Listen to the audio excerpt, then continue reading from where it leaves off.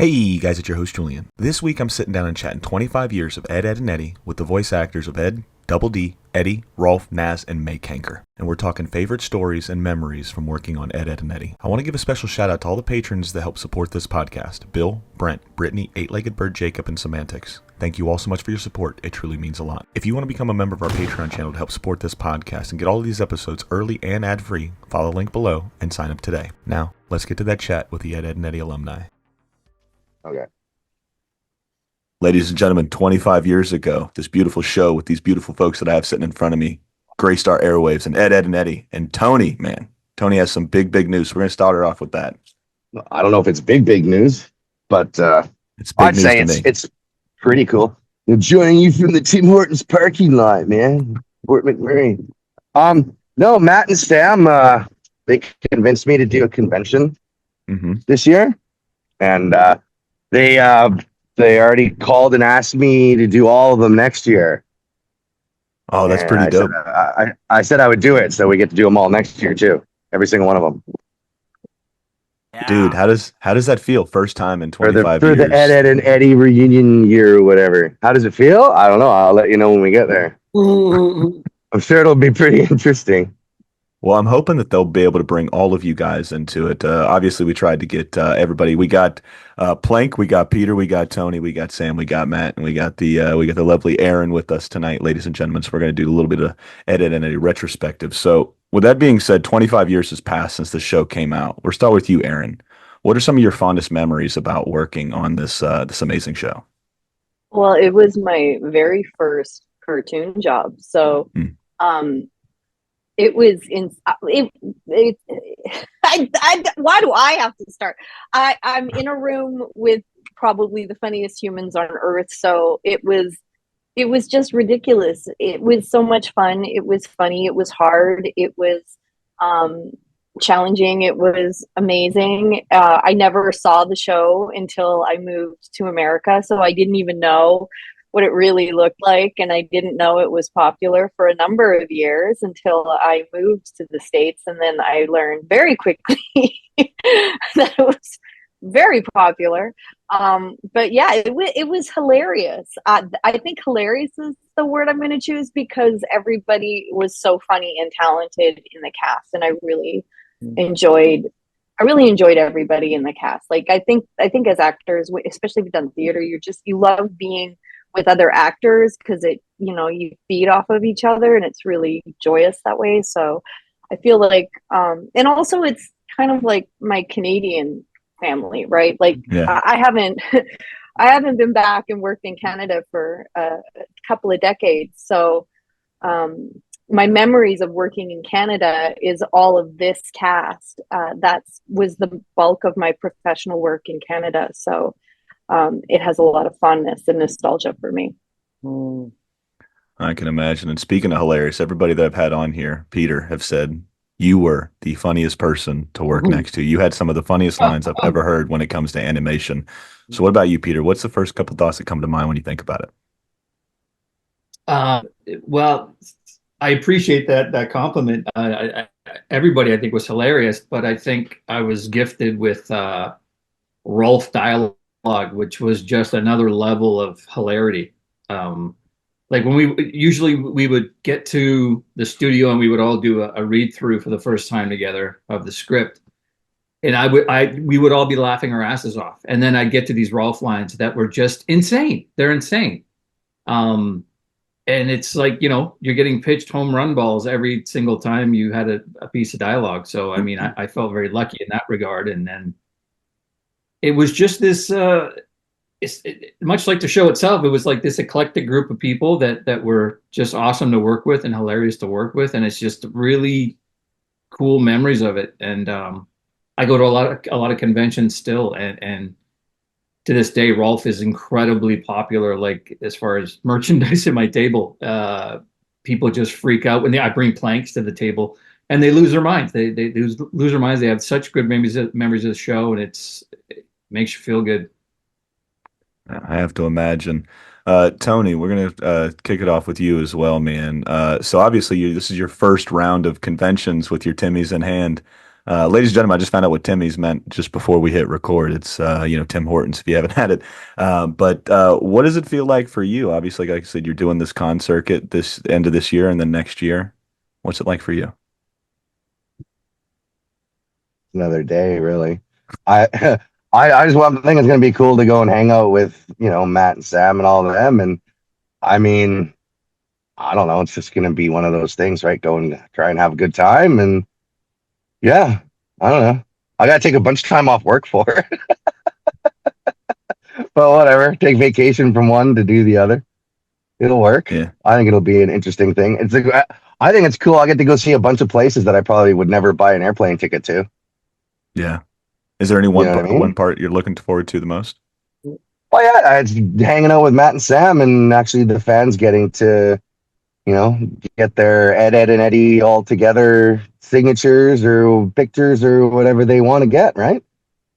Yeah, That's the coolest thing, really. I mean, it's this is the only time it's going to happen, so I think it'd be really cool for all three of us to be together and just to have that chance to have it actually just be Ed, and Eddie, because I know those guys do them sometimes, but you know, I know Matt. When Matt talked to me about it, he seemed pretty stoked about the idea, so I couldn't really let him down. thank you for making that happen, Matt. We appreciate you. Well, I think there was a collective of everybody, and you all know who you are. Peter, Sam, Erin, everybody. It's like, to me, I think that's where I think, to be honest with you, I think it's just awesome. And I hope it grows where, my vision is also to get our whole cast together too, so that like everybody's in. Yeah, they were saying something about that for the ones next year. Yeah, So absolutely. Because, like that, like the three of us, 100%. And they like, but there's like, there's like this, it's like, there was like the morning team and then the afternoon team, right? It's like, so but it's one show. And so that's where, I don't know, that's where my heart lies too. So, let's get us all together because I just want to bring us all together. That's me. That's what we need. Us animation fans need it. I've talked to a few of the promoters not too long ago, Matt. So I'll put you in contact with just so I can be selfish down here in Orlando. Get you guys hopefully all together for the first time, the entire casting crew, together. So I'll pass along a couple names and emails to you after we get off of this, and we can see if it happens. But Sam, what about you, man? 25 years has gone by. These characters are still effervescent in our head, man. What comes to mind when you think about 25 years later? It kind of sinks in more and more every year. Like thinking back, you go on with your life, you do stuff, and now it's like it's just we're all at that age where people are just like those kids that were like 8 years old that watched us. They're like in their 30s now, and Mhm. they're like if I had a nickel for every time someone said, "You're my childhood, man, you're my childhood," I'd be like, "What? Stop it, you're messing with my head, man." But it's true. It's like you're at that place now where you feel kind of cool that wow, there was something out there that really impacted kids' brains and all that nostalgia because we all have nostalgia for the things we loved as kids. Mhm. So to have that be going on with these younger people. It's kind of trippy. And just Ed's the show, out of all the shows that I've done, it's probably right at the top for just how much we were involved in the crew, like the people who were doing the storyboarding, and because it was like Vancouver based operation, you know, the getting to know the going down to the studio and meet the storyboard artists and like Scott and Big Jim and all those guys that were working hard on the show and slaving away and doing their thing and being able to go down there and interact with them and meet them, and it just was special aside from other shows because it was that like homegrown, even though it was a Cartoon Network show, it was felt just like homegrown, and it was different than a lot of the stuff we've done, and because we went through a few years growing together, getting to know each other, and it was it's one of those special things that it's always going to hold good memories in my career. I just go, oh, that was one of those shows that is unlike all the other shows that I did, so it's been cool. That it is, man. You guys were in a league of your own during Cartoon Network, one of the most loved and most tenured shows that has ever come from that network. Matt, man, last but sure as hell not least, man, what comes to mind for you? Oh, well, it's like it's one I can't believe 25 years has gotten under the river of time. Because like, I mean, obviously for all of us, it's just we have this connection. And it's like I think like what Sam said too, it's like being in Vancouver was such a special spot to be on a show because we knew it was popular, but you really didn't know how popular it was, right? Until later on when you go, holy shit, this thing is huge, right? And so like for me, it just was like these, when I'd have like, like when we did our tour around North America, so going in and speaking to kids in schools, and the whole school was like going crazy if I just said, hey, my name's Ed, who wants to save the planet with, and help with, like stuff, and you'd have like 3,000 kids and their teachers lose their shit, going, pick me. And, so, and that was just one little aspect of the show, right? That like now, like what Sam said, it's like meeting people now who were kids then, who now bring their kids, right? Because they've now introduced them to this show. And, it's just this, yeah, it's just, I'm just really proud of everybody because I think it's just, I don't know, to me, it shows the brilliance of the show, the timing of the show, how fucking hard everybody worked. Because as voice actors, we definitely bled a few times for the show. I know I did, right? But there was like a commitment to it that we were all like, even though if it wasn't conscious, I mean, obviously, I think as actors, we didn't want to lose our job, right? So we were like, like dance monkey. So like, you're like, all right, dance higher, more energy, more this, more that. But we brought it, and it added to like what the rest of the creative crew were doing, all the writers and animators, and then Danny. I mean, Danny being the brainchild of this thing, right? It's just like, I'd see him like you think now. You remember when he would be like, it'd be like his brain was about to split because he wanted to impart what he wanted us to do. And then when we would finally get it, something would click and he'd be like, yeah, all right, okay, that's it. Yep, good. All right, move on. Right. And we're like, wow, how did that take 80 takes? But it's just sometimes that's just what happens, right? you know? So with you guys, would you guys be? Oh, go ahead. I'm sorry. Yeah, no, one of the times where I think most of us realized how popular it was, because like Erin said, we couldn't even watch a show in Canada, Mhm. is when it was a few years in and they decided to take us down to the San Diego Comic Con. And I can't remember, I know Erin was there. 2007. Pardon me? 2007. It was in 2007. 2007. Mm-hmm. But I remember going there, and I mean, we were signing at tables and stuff, and people were very excited to see us. But we had a Q&A panel in one of the halls, and we walked in, and it was like rock star level shit. Where we walked in, and the place went berserk. There wasn't an empty seat in the house, and people were just losing their minds. Like we went down the road and introduced ourselves pretty much in character, one person after another, and the place went berserk. Like they were just that's when it really sunk in for me for the first time. Yeah. What about you? What about you other guys? Did it take that one con to really sink in? Because obviously, I got to imagine you guys not knowing it was not airing, or knowing it wasn't airing in Canada, but not having this connection to a outside fan base like we do currently, where you can just jump on social media, you can talk to anybody and everybody at the drop of a hat. You know what I mean? So, what is it like walking out of that sea of crowd? I mean, did it feel surreal? Did it feel fake? What did it feel like for you guys walking out there?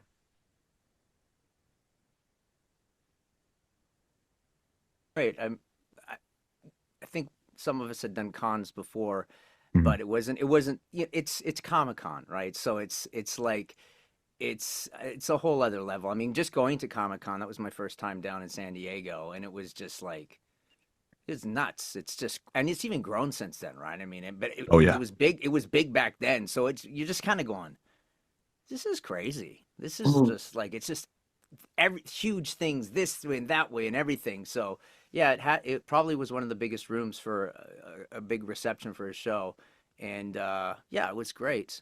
A lot of the times, we're just doing our thing up in Vancouver, and we're just doing our job, and we hear that it does well and whatever. But it really came from little stories that I would hear from different people, like saying, I talked to some dudes that were flying back from, Iraq, soldiers coming back, and they found out that, I knew Double D, from Ed and Eddie. They're like, what? You know Double D? That's all we watch, on our breaks is Cartoon Network, man. That you know Double D, so things like that, because we're just kind of like, oh yeah, we're on the show, and but Cartoon Network was such a thing. I didn't have satellite TV when I was back in the day, so it was just like, if it's not on Teletoon or YTV, well, you crap out of luck. So it was cool to hear that so many and letters too, mail from people from all over the world just saying thank you, and I love the show, love your character, that kind of thing. So that kind of, to get letters from all over the world is kind of like a sign, like you're like, oh, okay, this thing is kind of global, which was cool. Oh, could I share something? Oh, absolutely. I was at a convention, and Lou Ferrigno, the Hulk, and Morgan Fairchild were sitting like right next, like side by side to me, and their kids were cute. Like they found out that I was, Ed, and like Lou literally lost his. He was just like my family's favorite, my kid's favorite thing. Same with Morgan Fairchild. So like they were like, could we have could we take a picture with you and then give it to our our kids and stuff? And I was like, oh, this show is big. Yeah, It was when the Hulk wants his picture taken with Yeah. I'm talking to the Hulk, and he wants me to sign something for his kid, right? It's like it was because you're never gonna walk up to somebody and go like, "Hey, man, you're awesome." You know what I mean? But they were coming to us, going like, "Can you sign our stuff?" It was like, wow, it was cool. Yeah, similarly, I had just moved to America, and I was living in Los Angeles, and because I was the only cast member in town, and Ed and Eddie was up for an Annie Award, so I went with the producer, the Cartoon Network producer. She invited me to go with her to attend the awards, and there were two distinct experiences, but the one that I'm going to share is so I was interacting with Tom Kenny, who is the actor who plays SpongeBob SquarePants, and I knew of that show as well. And I thought it was a great show. So I remember going up to him and just saying, dude, I love your show. I think you're amazing. Great work. And then he asked me what I worked on. And I said, oh, I'm on a show called Ed, Ed and Eddie. And I didn't know if he would even know about it being on a completely different network. But he lost his mind. Same exact thing. It's my kid loves that show. I need to get your autograph. My kid would kill me if I didn't, and I thought, oh. I mean, I expect, like it just, I don't know if that's a Canadian thing. You just don't, the penny doesn't drop. We're just like, oh, it's just a show we're working on, right? We're just so lucky that we get to go back every year, kind of a thing. But when people who you admire and that you I don't know why we're just so removed up north, maybe because we don't interact with people as often, but I just didn't think the two, it was one of those first experiences where my two worlds collided, where I was like, I was a fan in that moment, but I was also a professional in that moment. And then I realized, oh, I'm a professional. Like this is a real thing. And I'm one of these people. This is a coworker I'm talking to, it just hadn't, the penny had not dropped for me at that point. So that was kind of cool too. Oh, that's fucking a surreal moment. Yeah. And another moment for me where it really landed, and it was quite emotional, also was, there were two instances where there were kids that were part of the Make-A-Wish Foundation. There were the two terminally ill children, and they were given the opportunity, as the organization does, to go anywhere. They could go to Disneyland. They could go anywhere they wanted as a gift. And there were two different little boys that I remember. And their wish was to visit the Ed, and Eddy studio. And many of the cast members, I remember Sam was there and stuff. And there was a mix of That was people pretty that were cool, yeah. available those days. But we went down, and I just remember that, like, the smile on this kid's face when we would fire out our character voices, and it was like, this was this child's wish.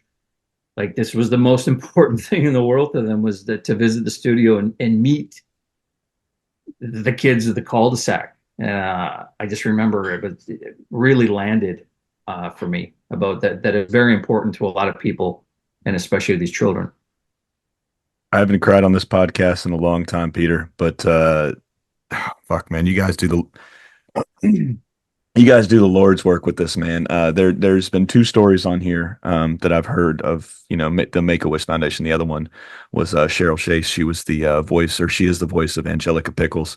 And same thing, one of them, the Make-A-Wish Foundation reached out to her, and it was a kid that was sick in bed, couldn't get out, and she wanted the kid wanted to sing the song from one of the Rugrats things with Angelica and just talk with Angelica. So what you guys can do in particular with just the inflection of a voice to a kid that is terminally ill, the kid that grew up to be an adult, right?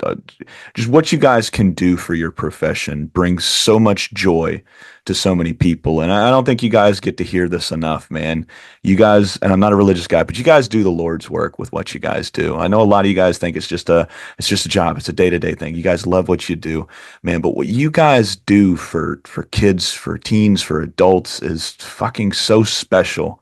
And for me and to all the people that probably won't get to see you, man, thank you for everything you guys do, man. I tell you guys that all the time. You guys will come on, but thank you guys for what you do. Tony, man, I know you haven't done the con circuit in quite some time, probably since I never did the circuit. No, I did one way back in the day. I think Matt was there, actually. Yeah. I got my ass kicked at that con. You remember that? Oh, kid with the please tell us. lightsabers? Holy crap, man. I was just playing around, right? And the kid's like, hey, will you have a lightsaber battle with me? I'm like, oh, yeah, sure, little buddy. He's like this 10-year-old kid, 11 maybe. Just beat the crap out of me with this lightsaber, yeah. So I'm that like, ended I'll your... try to play. And then I was like, no, it was just one of the, I don't know, man. I've never really been into the whole I think I got a thing. picture I don't of you, know. Tony. I think it was the same con because I've got a picture of you with one of those anime super gigantic swords, and you're like, Yeah, it's the and you're same about one. to, and you're supposed to. Yeah, everybody wanted to bring me Matt's gonna look, weapons for some reason. Yeah, everybody. Yeah. Dude, I saw your knife collection. You showed Oh, me yeah. So I think it just went hand in hand here. Here's a super big Probably. one. Yeah, it was pretty cool. No, I did the one. It is what it was. Yeah, Scott was there too. Scott McNeil. you guys, McNeil. Yeah, that's Scott McNeil. I mean, it was a really fun time and all, but that was like, geez, that was 30 years ago, something, maybe even longer. Yeah.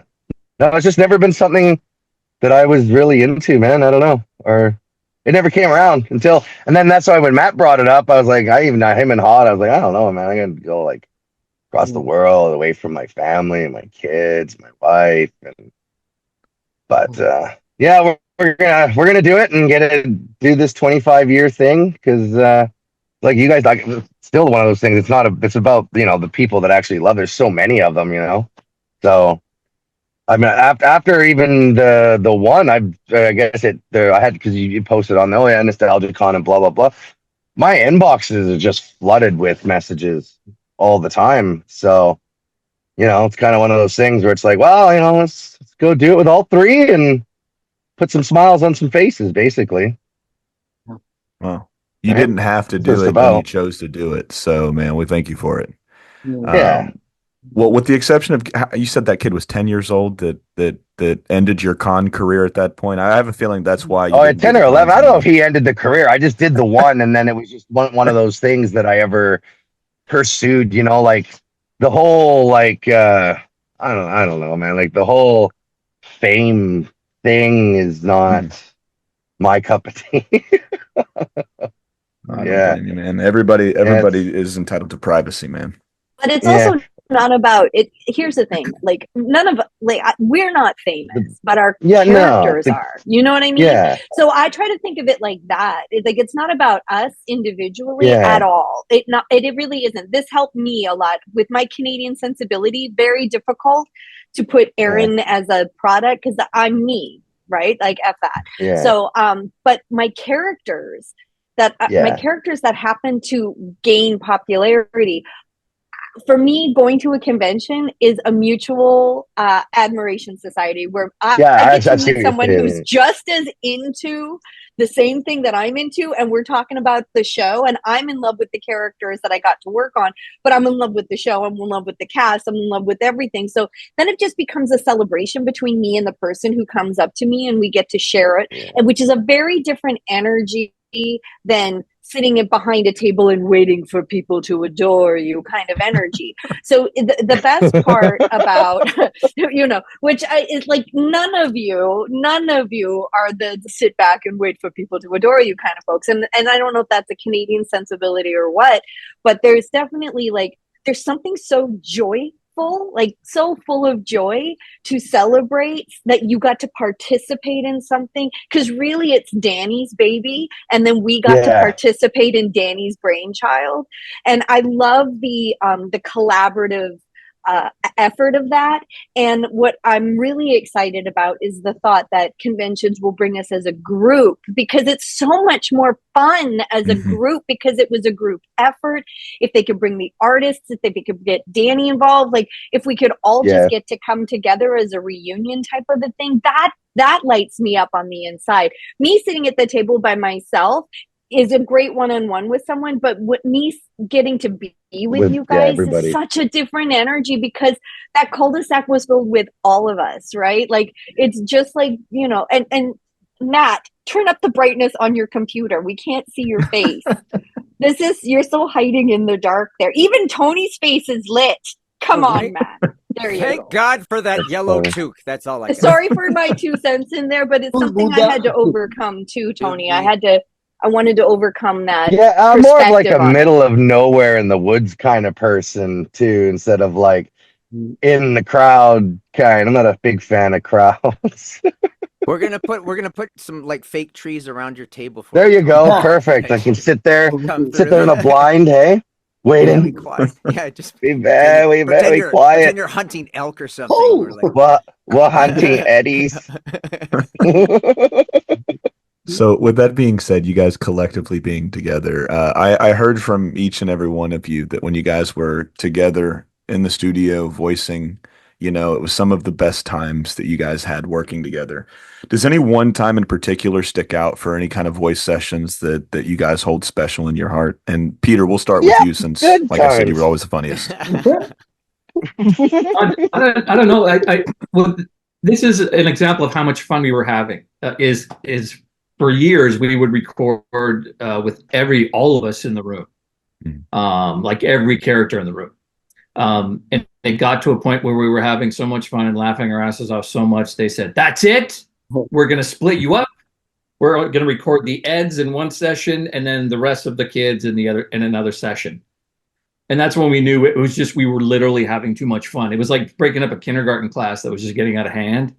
It didn't help much. It was the worst. Whenever I would do my lines, out of the corner of my eye, I would see Erin doing this, trying to hold it together. And then I would get to my and then all I would hear was, "Oh my God," and then just bursting out laughing. And as much fun as she seemed to be having, I mean, it's gratifying that, you're getting a laugh from your fellow actors and fellow friends. And it was just so much damn fun. Yeah. Plus, I think they realized it was costing them a lot to have everybody sit there and have me say, "Yep, good times 350 times." We only do like a couple of episodes all together, and they were already like, by the lunch break we'd only even got like through like half of whatever. And so, like, who was the producer? Was it Chris? Was her name Chris? I remember her coming in talking to Danny, going like, "This shit's got to end. Like, no, we got to finish way faster and stuff." So but I wish we could have done like 8 seasons like all together, every single. It was so much Oh, few episodes that we did get to do together. yeah. Because it was fun working with Tony and Matt in the session, but just being able to, like Erin was saying, just to listen to the other people do their Everybody. thing. Like Yeah. everybody had their chance to be friggin' funny. Yeah. You guys doing the Kankers, that was hilarious. And just listening to Keenan do like Jimmy and I think you cut out a little bit there, Sam. We lost him. Yeah. am I here You still? Yeah, we heard you, but you cut out audio wise. Oh, that's interesting. Can you hear me now? Yeah, we can hear you now. You cut out right after you said Jimmy. Oh, Jimmy, and then David with Johnny 2x4. Oh, everybody. Oh I yeah. mean, and Kathleen, playing Kevin. Like just seeing people do their thing. Like just amazing characters. And Peter as Rolf. It's just like it was so much fun to sit there and listen to people do their thing, right? And so we kind of missed out on that a bit because we would show up and everybody would kind of come out of the studio and we would go, good session, guys. Trying to gauge the temperature of the day. How was it going? Sometimes they'd be like, yeah, it was a good day, or whatever. But, we go, okay. We go in there and do our thing. But I loved also like outside of the booth where we all got to hang out in those chairs outside at Coco. Like I have a lot of fun memories of just shooting the breeze with you, all of you, where we were crossing over and being able to kind of like, that's where it felt like theater, right? Where we're all kind of like hugging each other, high-fiving, taking the piss, having a great time, laughing. Like that I a lot of fond memories outside the booth before we went in. I still have a great cast pic of us all outside or in Coco Studios. I don't know if you guys got that one, but it's a great shot of all of us with Danny there. It just brings up all the memories of all of us in there in that time. It's cool. Now, what about you, Matt? Was there one time that kind of sticks out to you guys, whether it was just you and Matt, or excuse me, you, Sam, and Tony? Was it one of those episodes that you guys all collectively got to voice together? Does anything stick out? Oh wow. It's were you asking me? Yeah. Oh, okay, sorry. Yeah, it's funny. There was so much that sometimes would happen in an episode that like I do remember, like I can only speak for myself, but I would be shitting my pants to go, okay, don't get on Danny's like radar for a line that gets stuck. Literally, the day that I go, oh my God, Ed, you're doing good. You're doing good, Ed.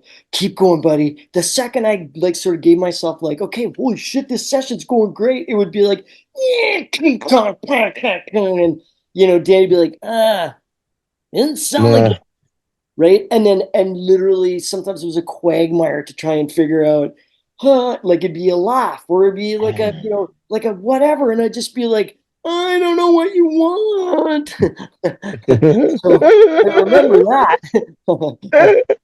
But so maybe everybody had that moment. Oh yeah. But no, I mean honestly, it's the fact that because I really sometimes we really did like physically bleed for the show because we worked so hard because we were also really committed to these characters. And so I know for me, it's why I believe, like, I'm just so grateful that like all of us got to do these parts, right? And all the other characters that you've mentioned, right? That because everybody knocked it out of the frickin' park in the way that they were given license to create these characters with our voices, right? And so that to me is kind of like the living, I don't know, legacy of the show. Because it's just like that. That's the only, if I had any sad bits, it's because is that we didn't get to record together more often, right? I mean, obviously it was awesome with Sammy and me and Tony, right? Because it really solidified our brotherhood, right? Mhm. And so, you know what I mean? It's like I would die for these guys, but I would also do that for the rest of the cast too, if anybody Mhm. ever needed anything, right? Because there's I don't know, it's like a bond that just gets built because we bleed. We bled together, man. Yeah, Right. you know, You would slay mutant zombies for us, wouldn't you, Ed? I would. Yes. Thank you, Ed. You're welcome. I also want to mention that one thing that happened when we did the video game. For those of us who participated in the video game, they did document it and do some behind the scenes. And for me, that was kind of a cool moment because it's one of the few things that's out there of kind of behind the scenes of Ed, and Eddy, us in the studio and they're recording it. And it's out there and it was on some of the video games. You could like in the extras and you could watch it. And it's out there in the interwebs now on YouTube and stuff. But that was just kind of a cool thing to have as a kind of documentation for us back in the day, because you get to, if you're ever feeling nostalgic, you can kind of go, oh crap, there we are in the studio doing it, and it was, it's kind of fun to see everybody in there, looking a little younger, doing their thing, So that's kind of cool too. So Matt, we want to go back to you for just a second, man. We'll start this one with you, and then we'll filter through the rest of you guys. But like I said when we started this, 25 years ago, this one comes out. So when you think of Ed, and Eddy, what's the first thought that comes to mind? So grateful that I completely did what you're not supposed to do, which is blow in the microphone. So a mistake, because I had no idea what they wanted with the 8th callback. So I literally went like, oh, how do you get water from this thing? And I remember Danny going, that's Ed! If you do that voice, you got the part. And like literally, so, the thing that I thought was the biggest fuck up. Do you get the water? Role of my life, right? So, I'm so grateful for that. And, I get to do these things with these beautiful humans, and now hopefully we get to go all around the world together to a bunch of conventions and stuff. So that's my intention. So, get ready. What about you, Sam? Same question. I can't hear you. Can't hear me? Oh, now I can. Yeah, now I can. What's going on with my mic? But so what's the question again? What's the first thing? The question was, first thing that comes to mind when you think of that get on Ed, and Eddy. Honestly, it's friendship. Like it's just Tony's been in another province living his life. He's happy, which I'm very happy about. It seems he's got a beautiful life, and but we just became friends, and and I just friendships were built more so than on other shows for me. I mean, I've got but something about that show, friendship. Yeah, I'd say it built like family more than even friends. Yeah. And right, like if one of you guys called and like actually called and were like, I need you for something, I wouldn't do that for friends, but you do that for family, right? That's beautiful. Yeah. Well, I was going to ask you that same question, Tony, but I think you might have answered it. But you want me to swing it your way? When you think of Ed, and Eddy, what do you think of? Oh yeah, that's exactly what it is. It was a family. We were in the trenches together, man. Yeah. Matt knows what I'm talking about. Same with Sam. You think you're doing good, and then there wasn't one session I didn't leave and taste blood for a few days at least, man. Yeah. But no, that's exactly it. Just family, man. So since I have all voice actors on this one, it's something that I've been meaning to ask. So I read a book to my kids every single night before they go to sleep. My two littles, and the one we've been reading the last probably like 4 or 5 weeks is Where the Wild Things Are. That was the same one that Cooper, my youngest boy, loved every night for like the first 9 months that we had him. He wanted to sit there, look at the pictures and everything. And there's a part in that book where the wild things with their terrible claws and their terrible eyes and their terrible teeth and all that other stuff. And I try to do a voice, but I noticed that my voice, like right now, gets blown out. With you guys having that blood, like you were saying, coming out, like how do you guys get to session to session to session without blowing your fucking vocal cords out? Would you guys drink tea? Would it be honey? Medication. Sweet, soothing nicotine in between. Lots of nicotine. You gotta coat the vocal cords with tar. This way, Danny's like, okay, let's go have a sequence. Don't give these kids watching terrible advice. No. It's the theater training. You learn vocal exercises and vocal warm-ups. You learn how to use your diaphragm. You learn how to breathe properly so that you can last for hours. And if you're all doing the fans your are in their vocal 30s warm-ups, now. yeah, they're like, yeah, well, medication. No, there's new fans. There's new little kids now. But yeah, vocal warm-ups. It's like theater training. It's character acting. Yeah. It's like Guy Lafleur in the dressing room having a cigarette before he goes on the ice. Sorry. Yeah. Exactly. That was an intense period. I need a cigarette to get my wind. Well, the thing is that I think certain voices you can maybe like find that for the voice that Tony was doing, there was almost like there's no way you're gonna like protect yourself with that. You know what I mean? It was just like balls to the walls voice, and it's like trying to like find that place to protect your voice is really hard with what I think Tony. I think the more it tore and the more it bled, the more it sounded like Eddy. So until I screamed enough that they were hurting and sore and bleeding, then it's all of a sudden like, oh, there's Eddy, because then the rasp comes out, right, and the screech. Yeah, but yes, there are ways you can protect your voice, and you should, as Erin said, train to do that. But sometimes it's just not possible. Sometimes you need a cigarette, is what you're saying. Sometimes you need to just take a break and have a smoke, and then go. I also have shares in Fisherman's Friends now, so that's Fisherman's Friends. Yeah, the Fisherman's Friends are magic. Yeah. What's Fisherman's Friends? They're music. They're there you go. Look at Jesus Erin. Christ, everybody's got them. Totally. Yeah. Julian, the honey lemon, man. I'll have some down to you, buddy. Live on these as an actor for video games? Are you kidding? Yeah. Oh, that's dope. Kids don't know about this. I literally have to order these. I ship these in. Yeah. Fisherman's Friends is like, yes, yes. What about you, Peter? When you think of Ed, Edd, and Eddy, what's the first thing that comes to mind?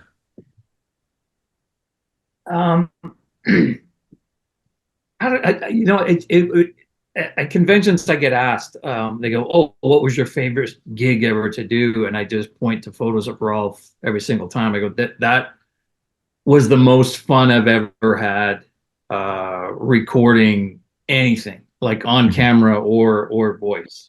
And it's just, it just brings a smile on my face thinking about it. And I mean, I go to the internet, I do like cameos. And a lot of times I get cameos that they want Rolf to insult their friend or their dad or the whatever. And I'll go to sites to refresh, my memory on a lot of the quotes. And I'm amazed how many sites have Rolf quotes listed, and they're pages and pages long, right? What's your favorite quote? I got to imagine you've had one by looking at these lists. My favorite one, and there are many. I mean, I could pick any, but my favorite one was, do not burn the candle at both ends, as it leads to the life of a hairdresser. It's confusing. It's I don't know why being a hairdresser would be a bad thing. But it's a warning. There's so many things in that make me just laugh. Confess to your crime, stale end piece of white bread. It might be my favorite line from anything of all time. Yeah. And again, like at conventions, sometimes people look and they don't necessarily look at your band, or they'll see something and they go, oh, did you do Rolf? And I was like, life has many doors, Ed Bowie. And they just they lose their minds. Like it's instantaneous. I just lost my mind. Like I've had them cry at the table. I've had them like jump up and down. But like Sam said, the thing that I've heard the most of is like, this is my childhood. Like what you have right here, this is my childhood. So hearing that at a convention and hearing that from people is really pretty special. Just thought of special merch for you, Peter. You've got to get some Urban Ranger kerchiefs that people can purchase. You know what I mean? And they can be an Urban Ranger. Oh, the Urban Rangers, yeah. Hold that thought. Yeah. Oh, shit.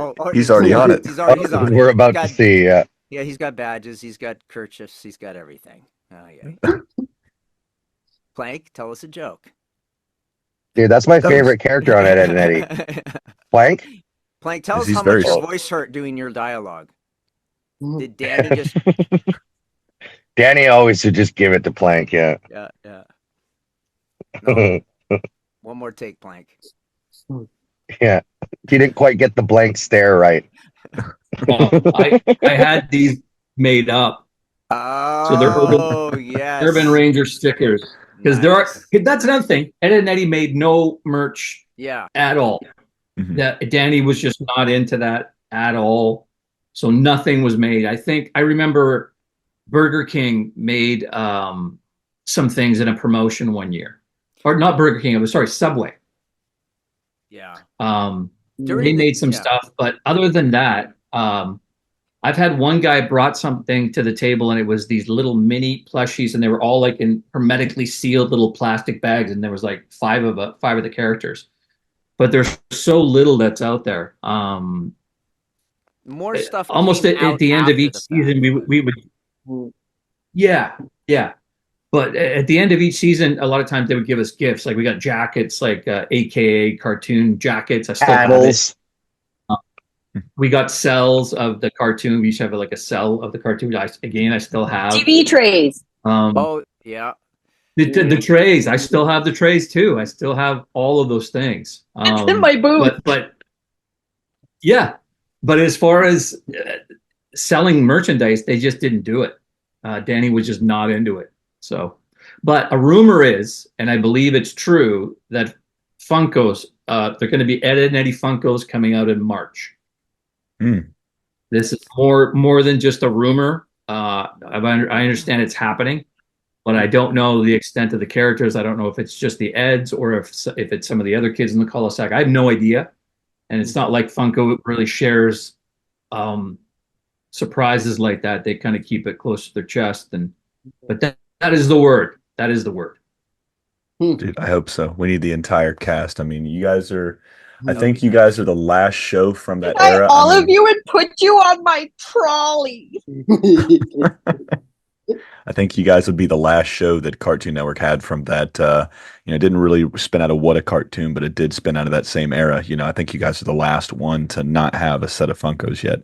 But Erin, that same question goes for you, man. When you think of Ed, Edd, and Eddy, what do you think about? Well, I have ADHD, so I think of a lot of things at exactly the same time. But one of the things that hasn't been talked about that I feel important to talk about, that is a huge part of my memory, is the talent involved. Like the character actors who come from Canada are the top in the industry. Even in this city that I live in, all the top people are Canadians that are the character actors. So I just want to really shout out Kathleen and Janice and Tabitha St. Germain, who is the original Nazz for season 1. Like, these are character actresses. Like, this was my first cartoon, and to be in the room with other women who could do characters. Like, I had not met women who did characters my whole life. I mean, when I would go into theater school, it was all ingenues and everybody was being very girly, and I was the only one doing wackadoodle characters. You know what I mean? So, like, to be in a room standing next to Kathleen and having Kathleen just, be Kathleen, which was like a different character every 5 seconds, and feel like, oh my God, she's just like me.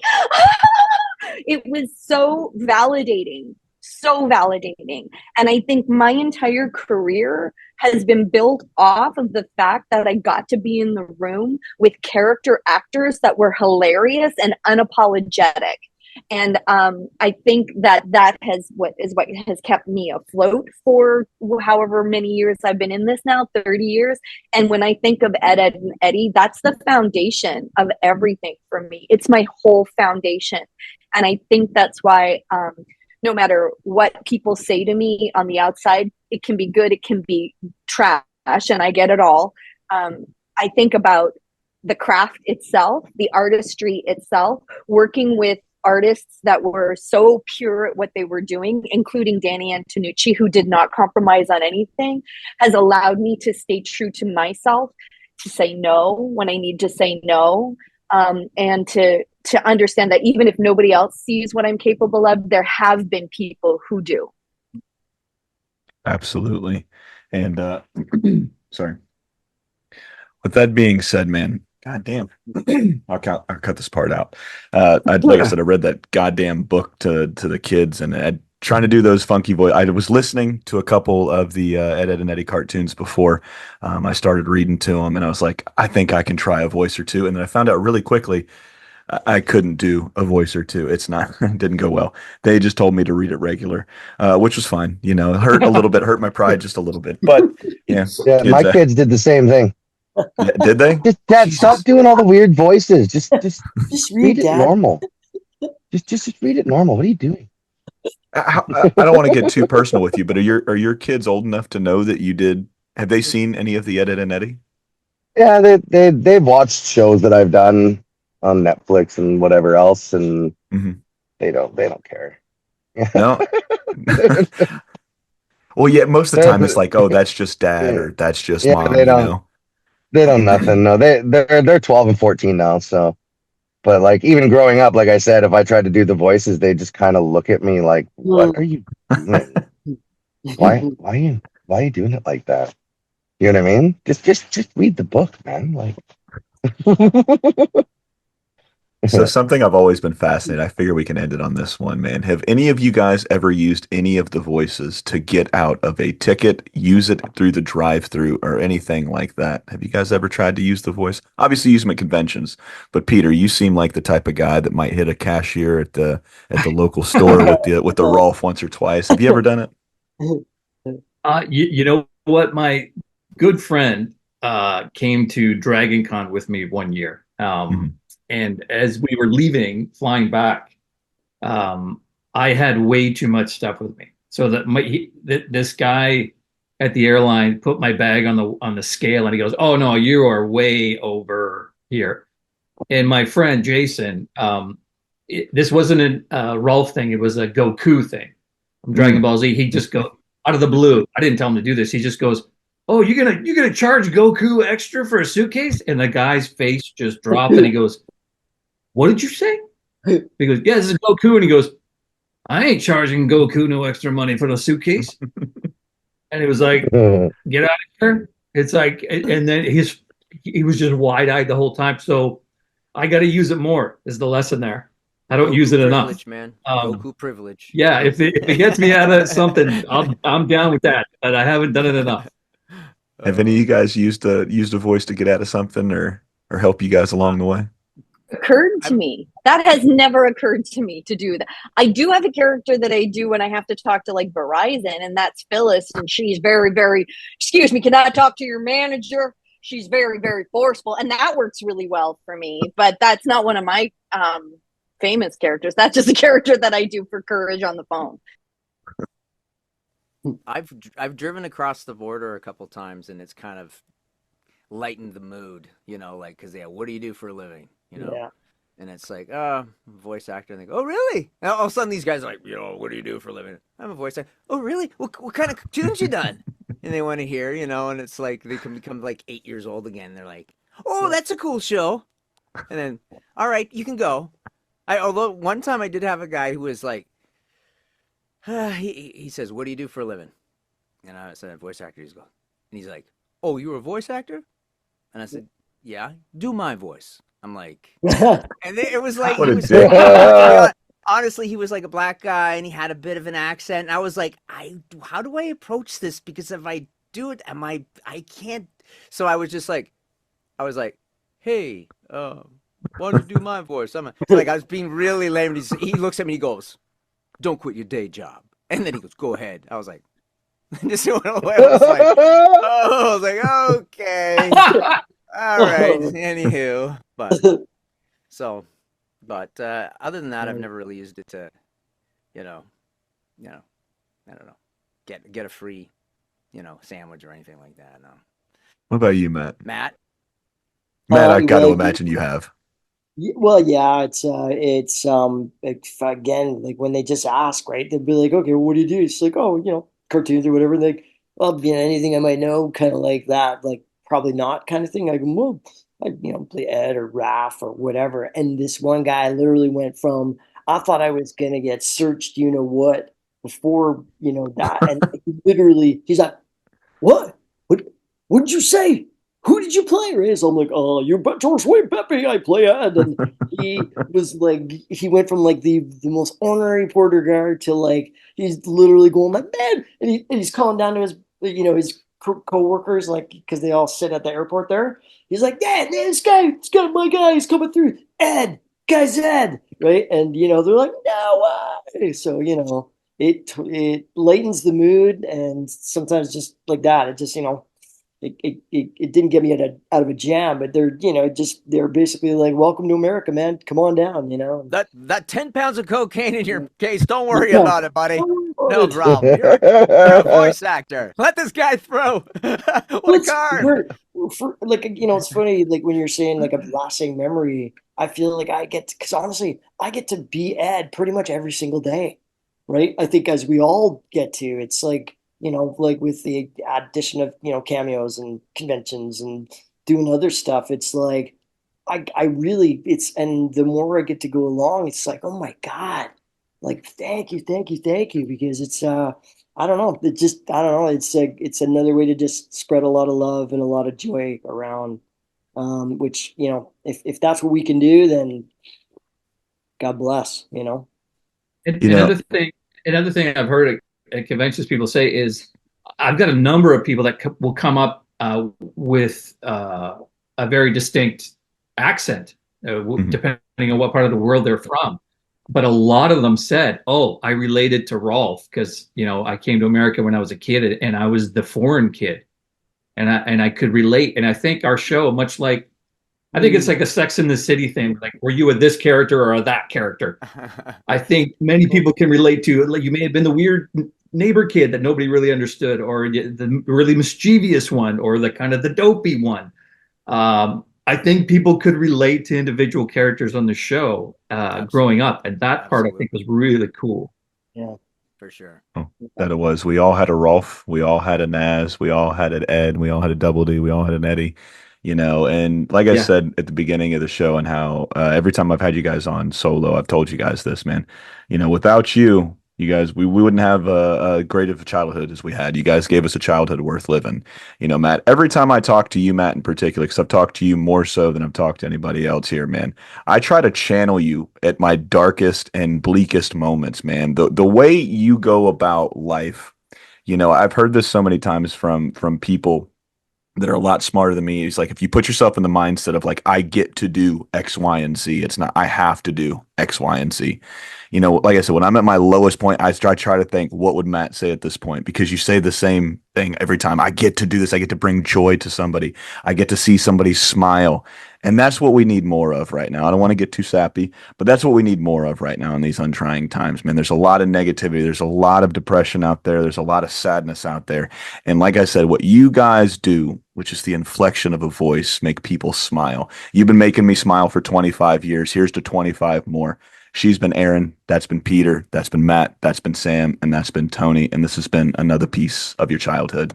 Good night.